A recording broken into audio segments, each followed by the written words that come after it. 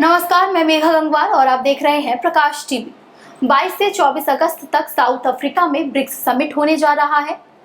इस समिट में नए देशों के शामिल होने की भी आशंका जताई जा रही है। इसी बीच खबर है कि प्रधानमंत्री नरेंद्र मोदी भी ब्रिक्स समिट का हिस्सा बनेंगे।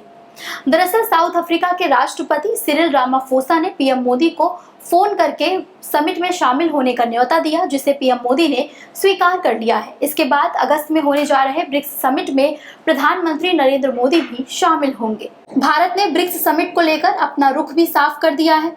विदेश मंत्रालय के प्रवक्ता अरिंदम बागची ने कहा, इस मुद्दे पर हम पहले भी अपना पक्ष रख चुके हैं। कुछ लोग झूठी अफवाह फैला रहे हैं कि भारत को ब्रिक्स के विस्तार से आपत्ति है, लेकिन ऐसा बिल्कुल भी नहीं है।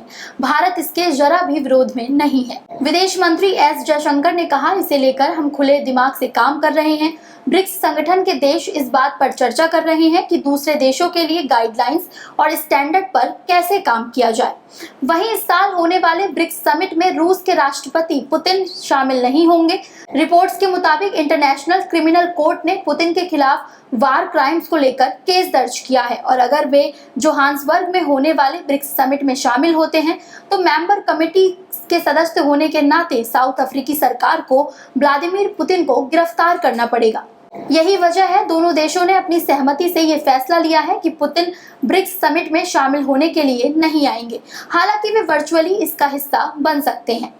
लंबे समय से आर्थिक हालातों से जूझ रहा पाकिस्तान भी ब्रिक्स देशों के संगठन में शामिल होना चाहता है। इसको लेकर पाकिस्तान पहले भी अपनी इच्छा जाहिर कर चुका है। पाकिस्तान की सरकार देश को तंगी से बाहर निकालने की कोशिशों में जुटी है। इसी बीच एक रिपोर्ट में दावा किया गया है कि पाकिस्तान अगस्त में साउथ अफ्रीका में होने वाले ब्रिक्स समिट में शामिल होने की मांग को आगे बढ़ा सकता है।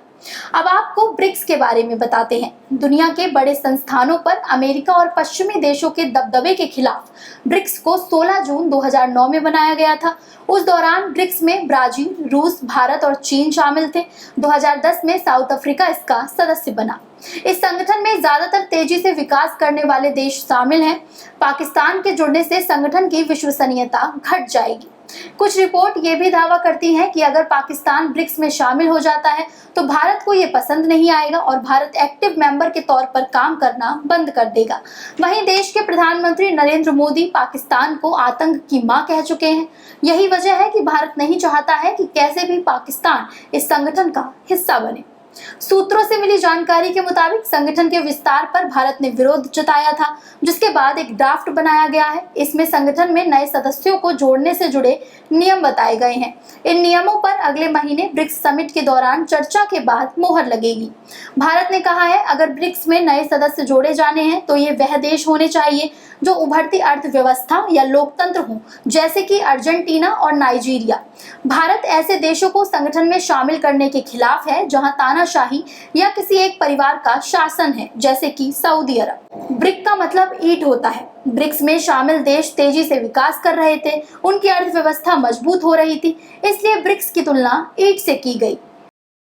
ब्रिक्स में नए देशों के शामिल होने को लेकर आप क्या कहना चाहेंगे? कमेंट में जरूर बताएं।